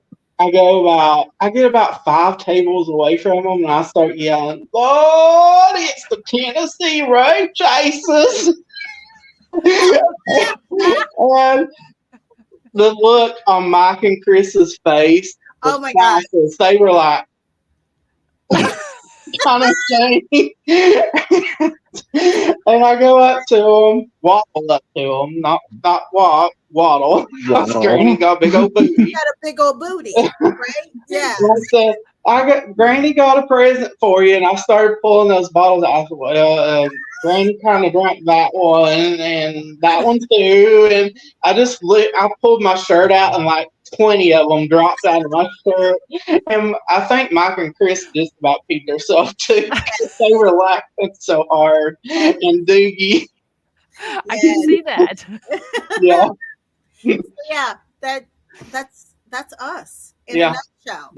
Well, I say a you nutshell never know in 2 hours. what we will do, what will come out of our mouth.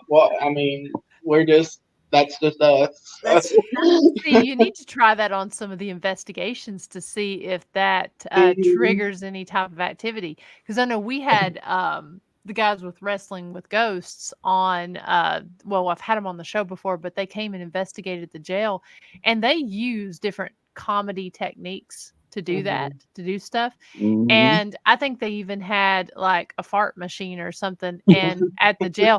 I don't want to give away things they captured, but they used that, and they actually caught some activity with that.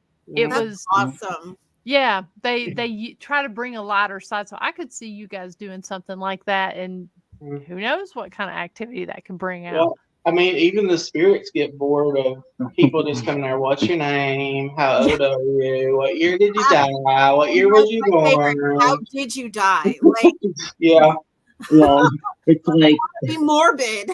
well, it's like we can play this little song and dance, like answer the 20 million generic questions you can ask anybody. Let's get to the meat and potatoes of the situation. Tupac or Biggie? There you go. Like I know a lot of areas, we like to use the Estes method. Justin is kind of like the expert king on the Estes method. But he doesn't do it like everybody else does. I think a lot of people worry more about just the listening. No, it's the whole sensory thing.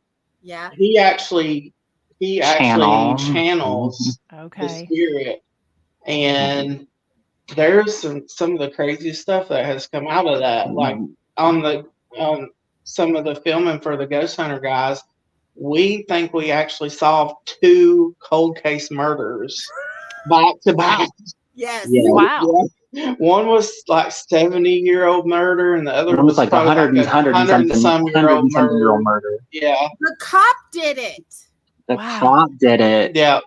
And then, like, I've also done Estes methods and stuff in our investigations, and JB was there when we were at the Lott's house. He spoke German. Yeah, he doesn't know German. Never learned a day of German in my life, and sentences. Yeah, and JB's mother, they at one time lived in Germany because I think you were born in Germany. Yeah. And her mother speaks pretty fluent, right? German. Yeah. Very fluent. And she said that she was asking a question because at this house we were investigating at, the 2 original owners were German immigrants. And she was asking them questions in German. Of course, nobody knew what she was asking. And then I think what was it? She was asking, like, asking him like clarification. God, I'm getting tongue tied. Clarification question after clarification question, Right. and then I think the ghosts were like.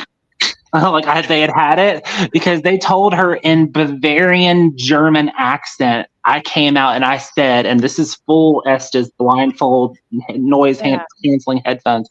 I come out and said, "Hold up, wait a minute, you're going too fast." Yeah. Yes. Basically, Wow. translating or something. Yeah. Wow. It was See, that's why a lot of the time, because I'll have people when they're talking about, the Estes method and stuff, they'll say, oh, I want it to be where it's recorded so that they can hear the, hear the sound and this and that.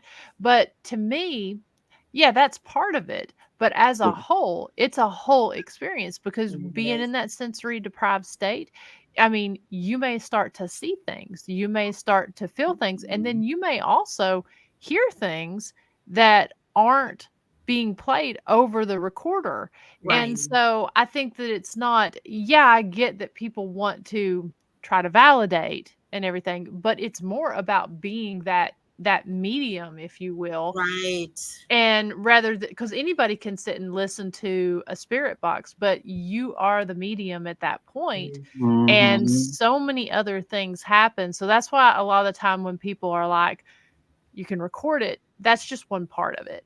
Right. You're basically putting yourself in the position of being a conduit for the spirit. And to come through, get answer the questions that's being asked several rooms, away. Yeah.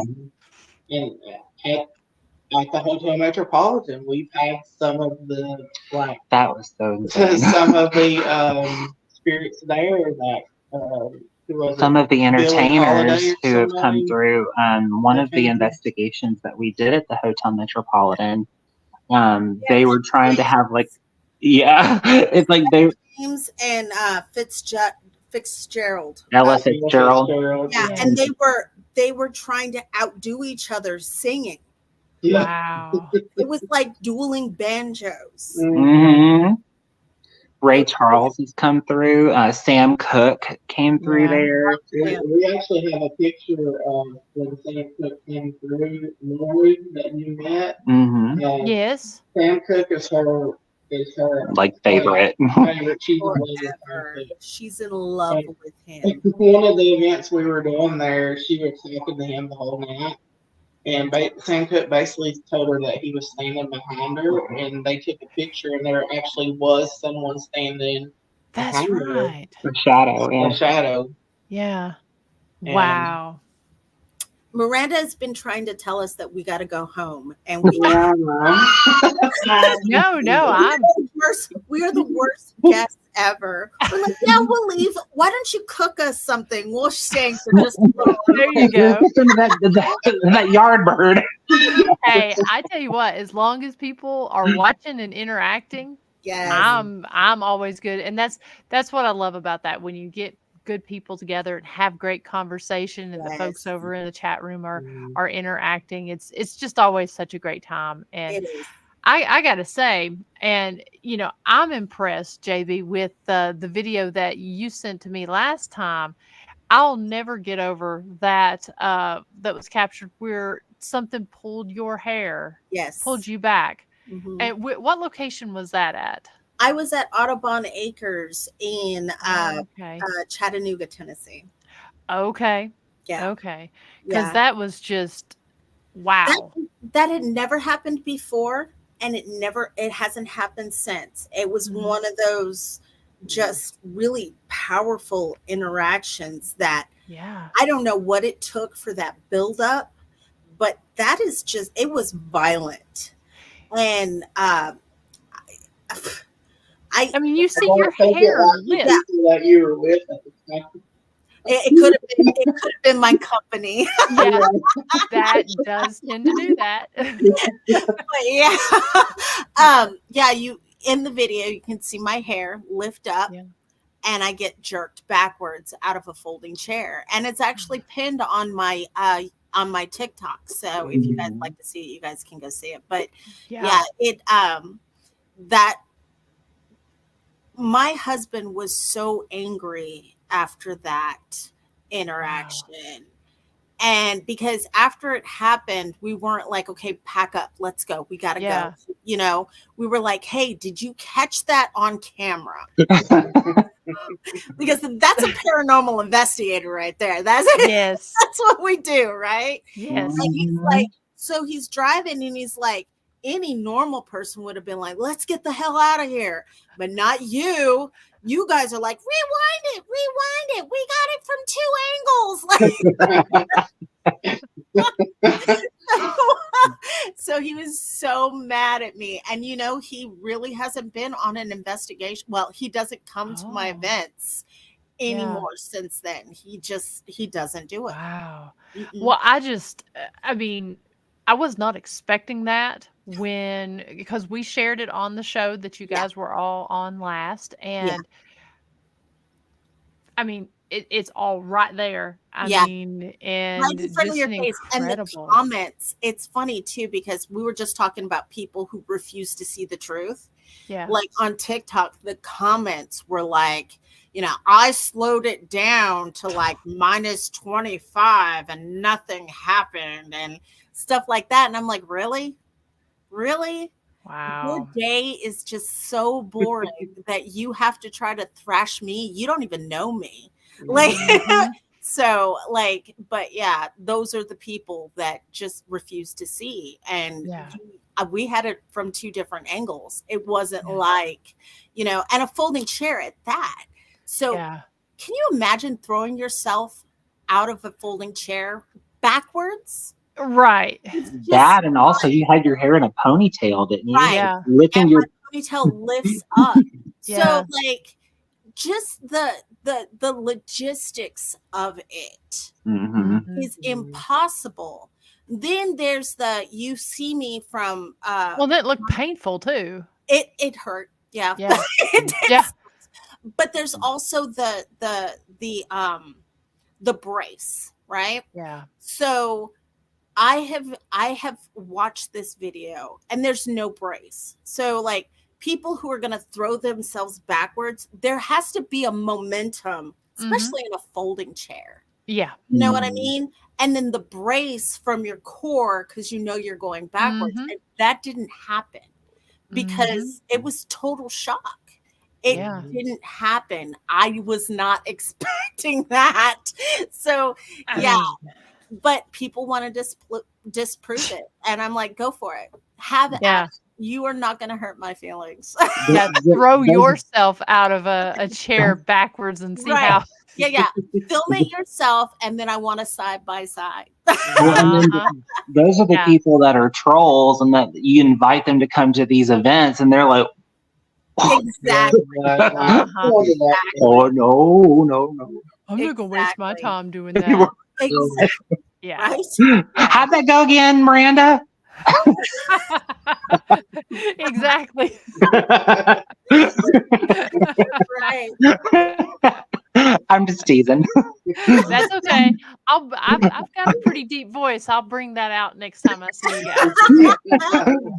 We'll be over there with our own little Simpsons cast, just a whole myriad of characters right over in stage right. There you go. Audiobooks and different characters. Miranda plays the dude. Yeah, pretty much. Ina plays the lead character. So yeah, I feel like I am in a good place, you know, mentally, physically, that I just feel like I'm ready. Like 2024, it's like gonna be like the year for not just me, but Paranormal Adventures events, and for, you know, the Ghost Biker, and we're all the people who have built each other up. I feel like this year rise up is together. A very, very magical year for us. Yes. I like that. Yeah. I like that. Live, laugh, love, you know. No, why did you do that as a conversion? No, you didn't. I thought we were friends. And also, Why I take it all back. See, I just had to go and basic up that moment, The only way you could have made it more basic is if you had offered me a pumpkin spice. In my leggings and Uggs. With a Snuggie. See, I'm not blonde, so at least I have that out of the way. Yes. And I'm not really into pumpkin spice. So I love you. I love you so much. Peppermint mocha. I love peppermint mocha. See, Yeah. we can be friends. And See? anything coconut, but pumpkin spice, not so much. Not so much. Yeah. If you're not a blonde, then me and Justin might have a wig that, you can be a blonde for a day if you want to. We got wigs. I tell you what, I was, so there's like a time period I always tell people, if anything ever happens to me, like, and I'm on Dateline or something, and they're pulling up all these old pictures, there's like a time frame from like 1996 to about 2002 where those pictures are not supposed to ever pop out. And I was blonde in college, and that is not blonde is not really a good look for me. Wow. It started as streaks because I was one of those in the 90s and early 2000s. I was like skater, the Avril big Lavigne. Jinkos, the airwalks. Yeah. Jinkos, airwalks, 9-inch nail shirts, all that was my thing right there. Yeah. And it started as like the big chunk hair where you would have like the blonde chunks, and then of course they don't stay right with just fixing the roots. And so it just went all of a sudden at one point I'm like blonde, and kind of unintentionally blonde. And I kept it that way, and I won't go back to that. Don't want to meet my Jenna? No. Jenna! All right, go away. So if those ever come out, if anybody calls me and they're like, what are you doing? And I'm like, I'm dyeing my hair blonde. That's going to be like a code word. It'll be like, she's being taken hostage, call 911. The calls are coming from inside the house. That's right. You touched the children. That's right. That will be my new code word. Okay. I'm a new blonde. Yeah. Exactly. Yeah, exactly. That's the equivalent of me saying I'm dyeing my hair red, because my hair is naturally red. So I dye it black on purpose. So if I'm dyeing my hair red, I'm in trouble. That's right. That's right. Well, I tell you, this has been just so much fun, guys. I have really enjoyed this, and I am now even looking more forward to February 17th. Is that right? Or 17th. Yep. 17th. Yes. Looking forward to that, and can't wait to see you guys then. Yes. Yay. I'm so excited. I gotta make shot glasses. This is the Saturday right before my birthday, and I'm super excited because one of my biggest birthday gifts is getting to meet Miranda. I'll wear a bow. Aww. The Christmas bows are just Exactly. That's how you'll know it's me. Yeah. Because I blend in so well with everybody. You'll know me because she's like 7 foot tall. She does not blend in well. A blonde wig and a bow. That's right. I'll come with a big violet wig, messy lipstick, and a uniboob, and you'll know it's me. Perfect. I love it. And just a programming note for next week, we've got as I transitioned in there, we've got Vince Killian from the urban explorer, he's going to be on. He's going to be talking about some of his explorations and some of the cool things he's got coming on this year. You know, That's speaking of cool. Waverly Hills, he I don't know if he still does. I know he volunteered there at Waverly at one time, was one of the guides. Yeah. And so got a lot of really cool things to talk about. So he will be on next Thursday night at 9 p.m. Eastern. Again, if you want to learn more about some of the old jails in around the country, we're going to be having the folks from the old Bryan Jail on the Jailhouse Informant podcast next Thursday night at 7 p.m. So hope you guys will join us then. And again, go check out our content creators, our event companies, authors, different folks that we have on the show here, because this is something, content creation is something that takes so much time and so much, you know, effort, finances and such to for people to put their craft out. So just doing something simple like that, like, share, it's free, and that helps. So if you go and support and help get the word out on our content creators. So guys, thank you so much. Thank you. Thank you for having us. Happy New Year, Miranda. Happy New Year to you all. Yeah. And Happy New Year to everyone over in the audience there. Thank you for spending your time with us. And we look forward to seeing you next week. Take care, everyone. Bye. Bye.